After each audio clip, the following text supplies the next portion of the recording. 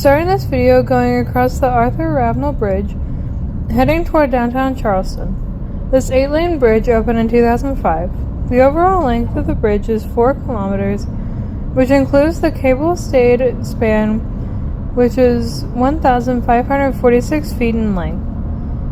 Thus, the third longest cable-stayed bridge span in the Western Hemisphere.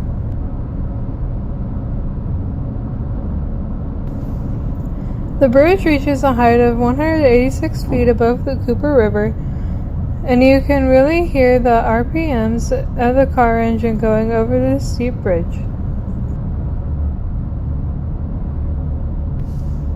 Now imagine running across this steep bridge.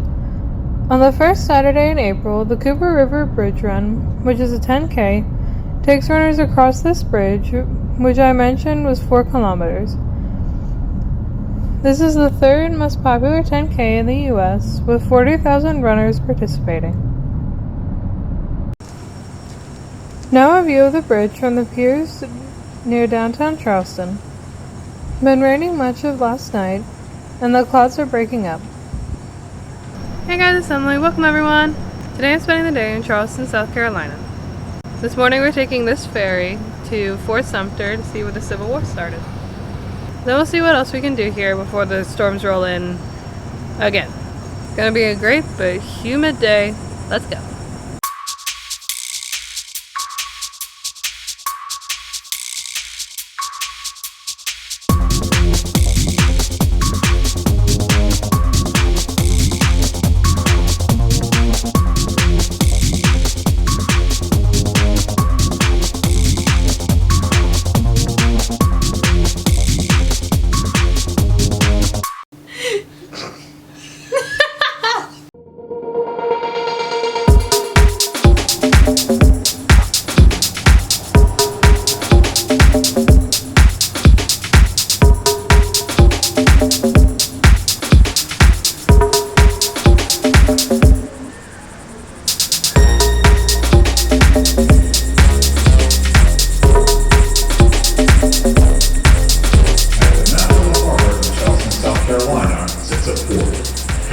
Less than 2.5 acres.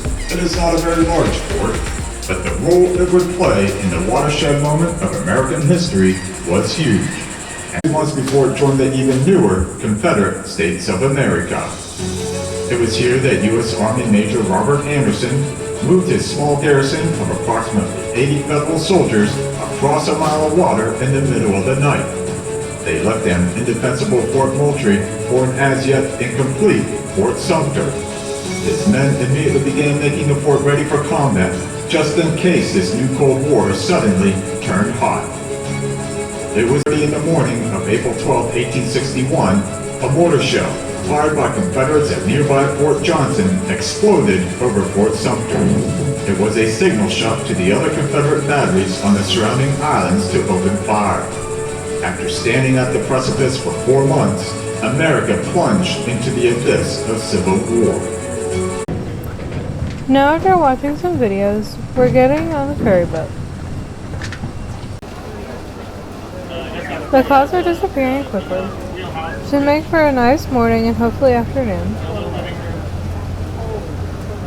That's their gear room. What's the show's comfort? View of the aircraft carrier. A nice view of the Arthur Ravenel Bridge from the water.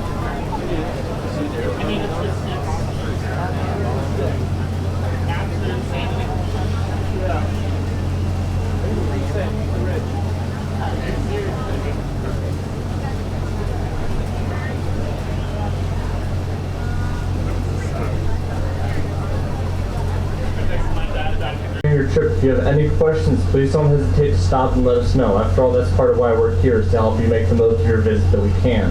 If we know the answer, we're happy to give it to you. If we don't, we're just as happy to make it up. That aircraft carrier over there is the USS Yorktown. The ship is now a museum where you can tour the ship.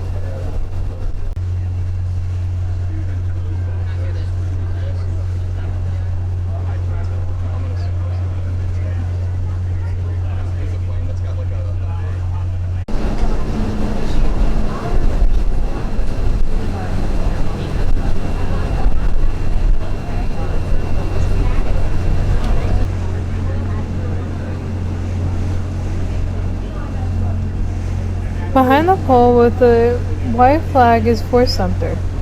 The ferry ride takes about 35 minutes from Charleston to the fort.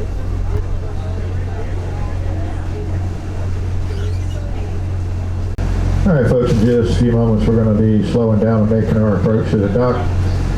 As we approach the dock, if you're standing, please maintain a firm handhold, and if you're seated, please remain seated until we're safely tied to the dock. Once we get tied up, you would just remain where you're at for just a couple minutes. This is the About ready to dock. We can stay on the island for about an hour. I think they'll have a flag raising ceremony since we're the first tour of the day.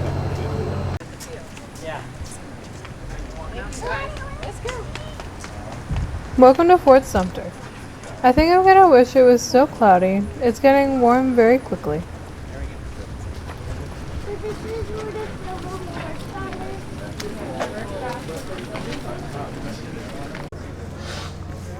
Taking a quick look around before the flag ceremony. This is where the U.S. Civil War started. The harbor there, that's about 4 miles away from us right Now now. looking so at the double that. bridge, then Charleston, and finally James Island in the distance. The other question I typically get a lot is about our flag, which once we get it up in the air, Appreciate it.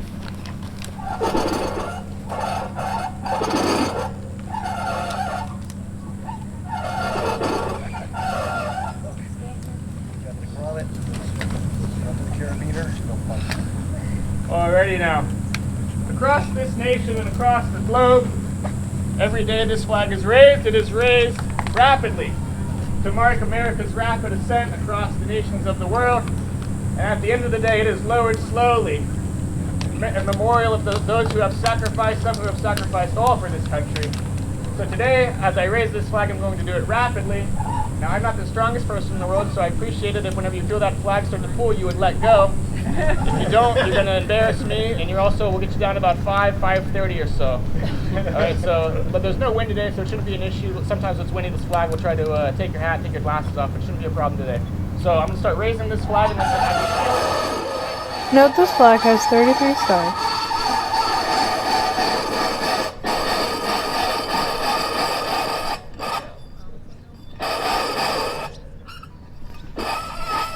When Fort Sumter fell, the Union forces kept the 33-star flag. After the Civil War, on April 14, 1865, exactly 4 years after Fort Sumter was surrendered, that flag was raised again over what was left of Fort Sumter.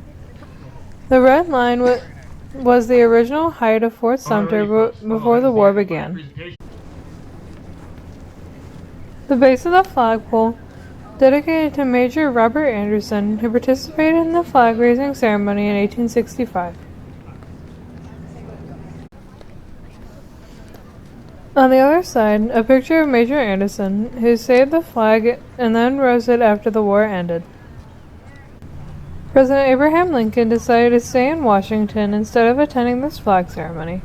Later that evening at Ford's Theater, Lincoln was assassinated.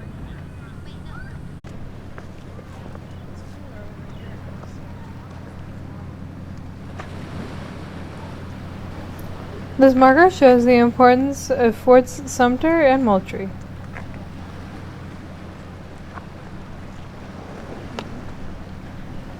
Over there in the distance is Fort Moultrie. The marker notes the very first cannon fire originated from Morris Island, which is across the water in the distance. From there, the opposition surrounded Fort Sumter and then bombarded it.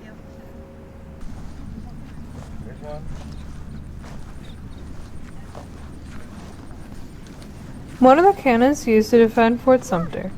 It was used during the defense of Fort Sumter in 1861.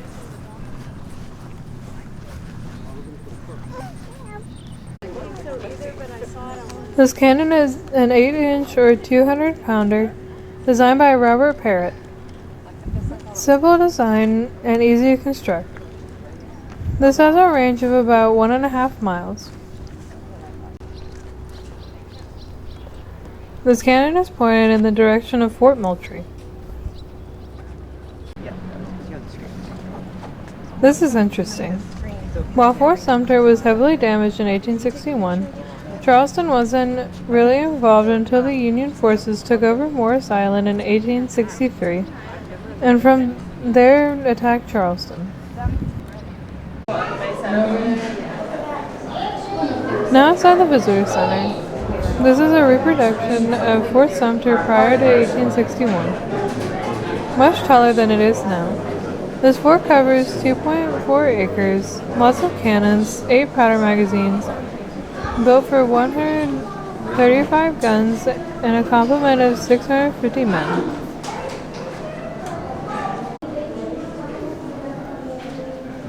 Look at this flag with a palmetto tree.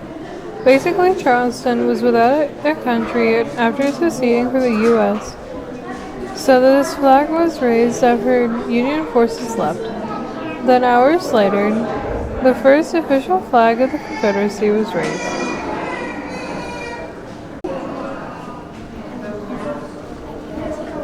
This display shows the objects shot out of the cannons. I didn't know items other than cannonballs were used. Over here are 2 flags. The one on the right is the Union flag with 35 stars, as Kansas and West Virginia became states during the war. Stars and bars. Yeah, but why does it have the white stars and bars? It replaced the flag on the left, the last Confederate flag to fly over Fort Sumter. This is the actual U.S. flag that flew over Fort Sumter and was saved when Union forces left, and was raised over the fort after the war ended in 1865.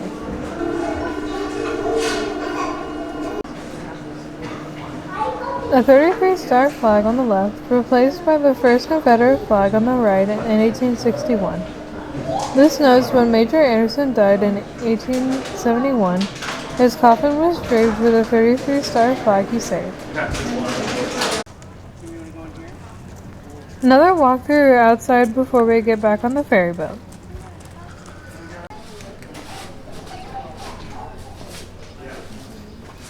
This cannon can be turned to fire at different positions instead of just straight ahead.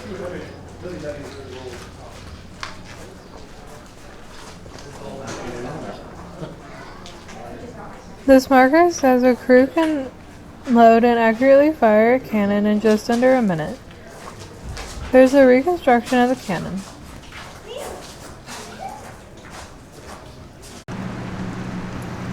Now time to get back on the ferry and head back to Charleston.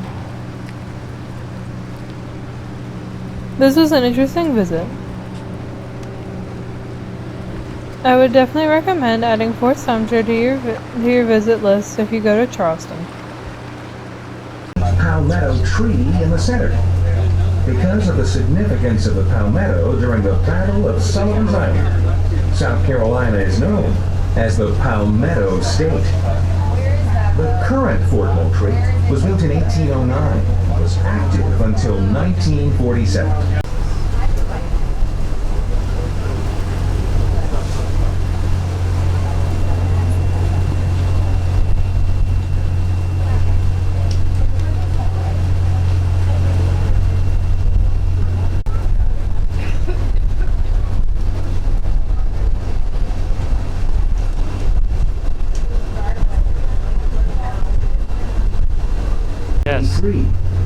But as a result of several severe storms, by 1827, little remained of the third fort. After South Carolina, the first shots of the Civil War were fired from here onto Fort Sumter at 4:30 a.m. April 12th. Check out that sailboat. Lots of people on that boat.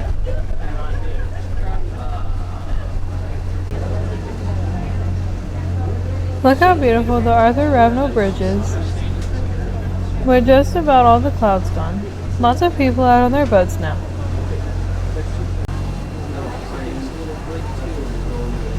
Also, look at how beautiful the shoreline of Charleston is.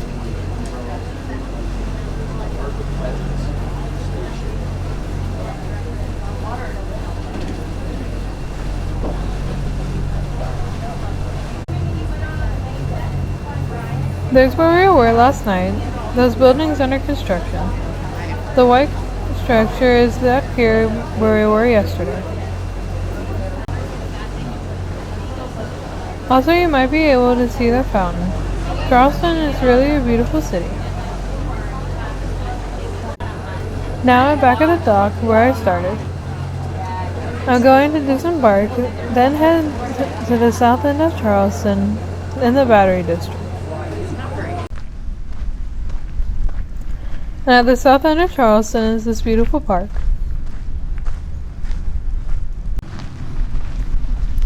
Interesting fountain. Looks like a little girl playing or dancing around this fountain that is just trickling out a little water. Across the street from the park is this body of water, Charleston Harbor, and the winds have been picking up.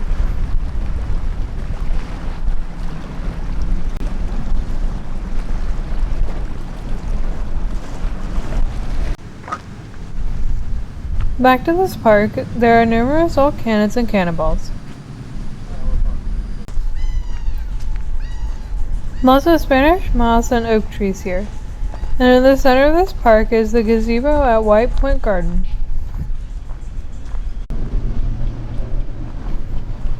This gazebo is a very popular location for weddings and other special events. The gazebo is also known as the M.F. Williams Memorial Bandstand, and up here it says, "In Memoriam, F. Williams, April 1905. Some beautiful plantation-style buildings over here.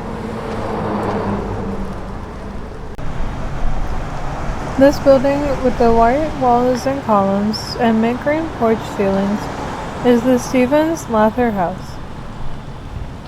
This house was built in 1843 and renovated in the Second Empire style in 1870. In 1920, a group of citizens formed the Society for the Preservation of Old Dwellings. This house is considered the birthplace of preservation. This is the first historic district in the U.S. Now heading to Point Pleasant, and it looks like I'm driving through a blue box. I should also mention my quest to travel on every mile of interstate highway in South Carolina. I'm on Interstate 526. I decided to pay a quick visit to Fort Moultrie, which I saw from Fort Sumter earlier today.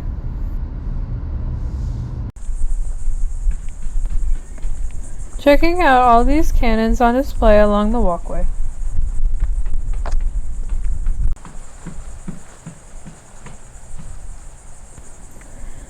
This is Cannon Row. This marker describes each of those cannons, how many of each cannon were constructed, and how many of those cannons are in existence today.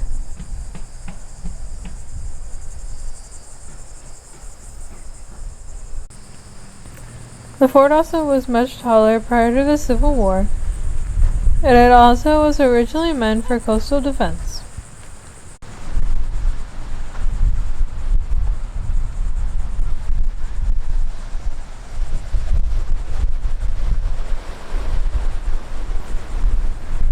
Now on the shores of Charleston Bay, and way in the distance, is Fort Sumter.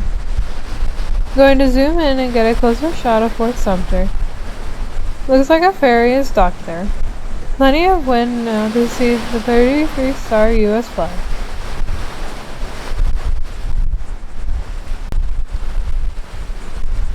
It's pretty rocky over here, but panning over to the right, and lots of people enjoying the beach on a warm day. One last look at Fort Sumter before we leave here.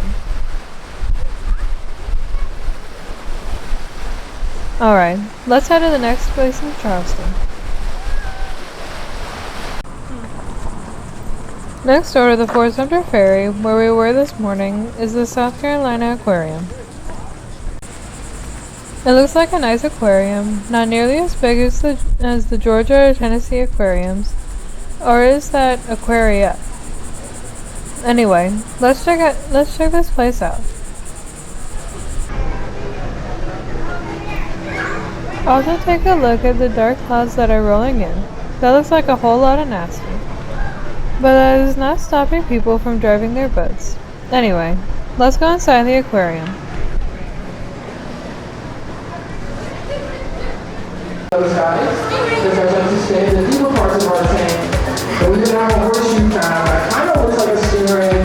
It's actually more related to spider-speaking scorpions. But you're still more than welcome to go to the look at.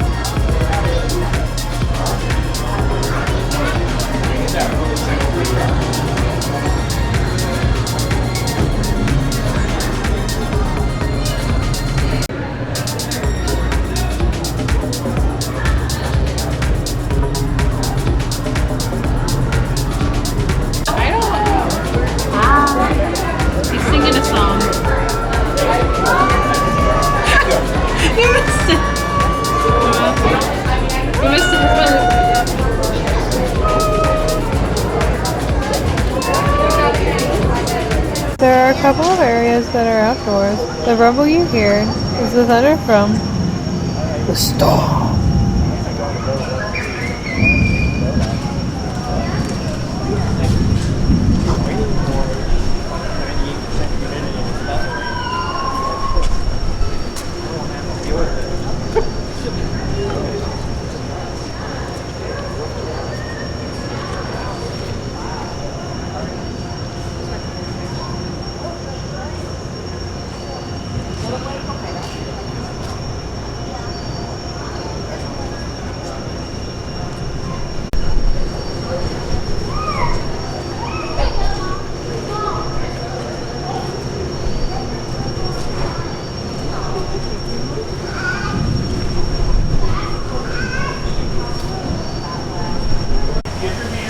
Looks like I'm just getting a bunch of reflections of people's legs.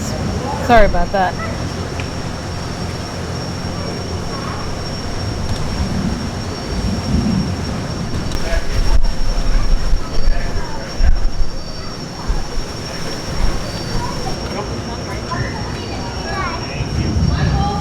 Yeah.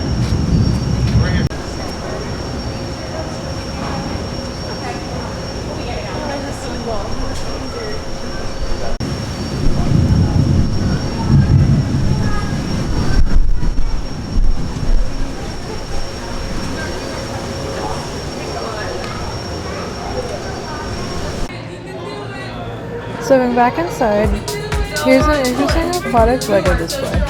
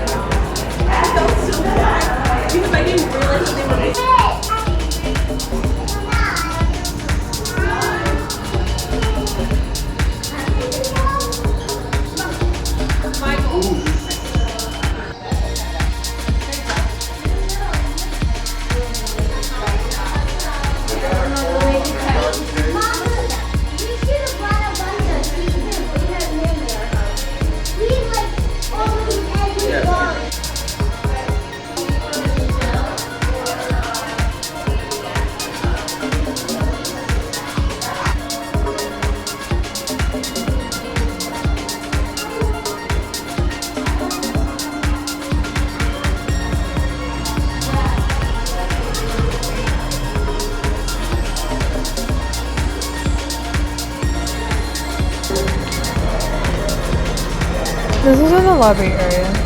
This large piece of coral with little fishes in it.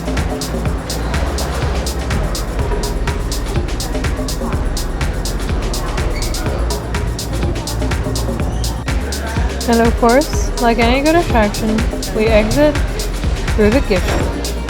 Starting off with lots of mugs, water bottles, glasses, more mugs, big selection of shirts, lots of hats, and very big selection of jewelry, which I'm checking out. Looks like coffee grinds and sea salt caramel clusters. Grows from the world coffee. There you go. Large and small snow globes on this table. Some tasty cookies. Some toys and small shirts for young children. Lots more toys along this wall for kids of all ages. Some jellyfish lamps and some electric eel plasma balls for sale. I was hoping to beat the rain, but it looks like that's not going to happen. Some raindrops on the concrete, and looking at the bridge now, lots of rain, which I have to drive through as I leave Charleston.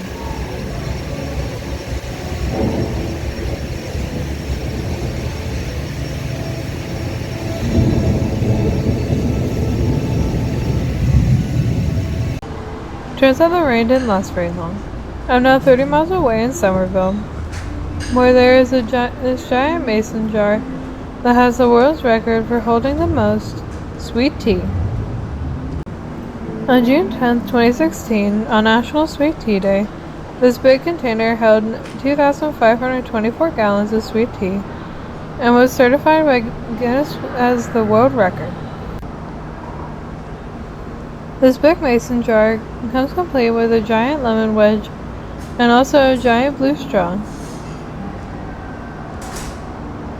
It's the perfect size to quench your thirst during a hot and humid day in Summerville. And that's it for my visit to Charleston. I had a great time, even with the cancellation of the One Republic concert I was supposed to see. I have to head home tomorrow, but I'll be taking a different way back to Georgia. Will you see that? Next time. Thanks for watching. Bye! And spoiler alert, I'll start the next video on Florence.